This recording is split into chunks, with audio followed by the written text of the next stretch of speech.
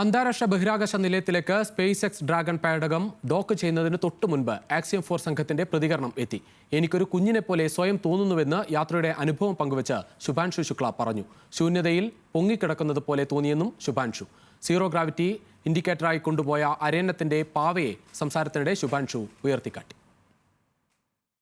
Hello everyone, Namaskar from space. I'm thrilled to be here with my fellow astronauts, as Peggy said, 1 veteran and 3 rookies, and wow, what a ride it was. ബഹിരാകാശത്തു നിന്നും നമസ്കാരം. എനിക്കൊരു കുഞ്ഞിനെ പോലെ സ്വയം തോന്നുന്നുവെന്ന് ശുഭാംശു ശുക്ല. 41 ആണ്ടിന് ശേഷം ഒരു ഇന്ത്യക്കാരൻ ബഹിരാകാശത്ത്. ഭൂമിയിൽ നിന്ന് 418 കിലോമീറ്റർ ഉയരത്തിൽ. 4 ബഹിരാകാശ യാത്രികരും മണിക്കൂറിൽ 17,000 കിലോമീറ്ററിലധികം വേഗതയിൽ പറന്നുകൊണ്ടിരിക്കുകയാണിപ്പോൾ. ഇന്ന് വൈകുന്നേരം 4:30 ഡ്രാഗൺ പേടകം അന്താരാഷ്ട്ര ബഹിരാകാശ നിലയത്തിലേക്ക് സാവധാനം താഴ്ന്നിറങ്ങി ഡോക്ക് ചെയ്ത് നിലയത്തിന്റെ ഭാഗമായി മാറും. അതിനു മുമ്പ് ശുഭാംശു അടക്കം ബഹിരാകാശ യാത്രികരെല്ലാവരും space സ്യൂട്ടുകൾ അഴിച്ചുമാറ്റി വിശ്രമിക്കുകയാണ്.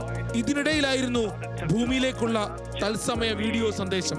Everything silenced and you were just floating. You unbuckle and you were just floating in the silence of vacuum.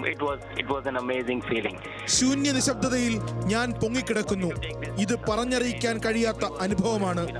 അതിശയകരം, ഒപ്പം വിനയാന്വിതവുമായ തോന്നൽ. ഗുരുത്വാകർഷണ ബലമില്ലാത്ത അവസ്ഥയിലേക്ക് ഞാൻ ഇപ്പോഴും പൊരുത്തപ്പെടുകയാണ്. നടക്കാൻ പഠിക്കുന്ന, ചലിക്കാനും സ്വയം നിയന്ത്രിക്കാനും പഠിക്കുന്ന ഒരു കുഞ്ഞിനെ പോലെ എനിക്ക് എന്നെ തോന്നുന്നു. ഇതുവരെയുള്ള സമയം രസകരവും അവിശ്വസനീയവുമാണ്. ഇനിയും ഒരുപാട് കാര്യങ്ങൾ മുന്നിലുണ്ടെന്ന് എനിക്കുറപ്പുണ്ട്. അടുത്തതായി എന്ത് സംഭവിക്കുമെന്ന് കാത്തിരിക്കുകയാണ്, ശുഭാംശു ശുക്ല പറഞ്ഞു. ഒപ്പം ഈ വലിയ നേട്ടം എത്തിപ്പിടിക്കാൻ സഹായിച്ച എല്ലാവർക്കും നന്ദിയും. സീറോ ഗ്രാവിറ്റി ഇൻഡിക്കേറ്ററായി ബഹിരാകാശ യാത്രികർ ഒരു കുഞ്ഞു പാവയെ കരുതാറുണ്ട്. ശുഭാംശു ശുക്ല കൊണ്ടുപോയത് ഒരു കുഞ്ഞരയന്നത്തിന്റെ പഞ്ഞിപ്പാവയാണ്. സരസ്വതീ ദേവിയുടെ വാഹനവും അനന്തവിഹായസിലേക്ക് പറക്കുന്ന സങ്കല്പവുമായ അരയന്നം അറിവിന്റെയും അനന്തതയുടെയും പ്രതീകമെന്ന് പറഞ്ഞ് ശുഭാംശു ഉയർത്തിക്കാട്ടി. മിഷൻ ഡയറക്ടർ പെഗ്ഗി വിറ്റ്സനും സഹയാത്രികരായ സ്വാവോസ് ഉസ്നാൻസ്കി, വിസ്നെവിസ്കിയും ടിബോർ കപുവും പുഞ്ചിരിച്ചു. ലോകം ഡ്രാഗൺ പേടകത്തിലേക്ക് ഉറ്റുനോക്കിക്കൊണ്ടിരിക്കുന്നു.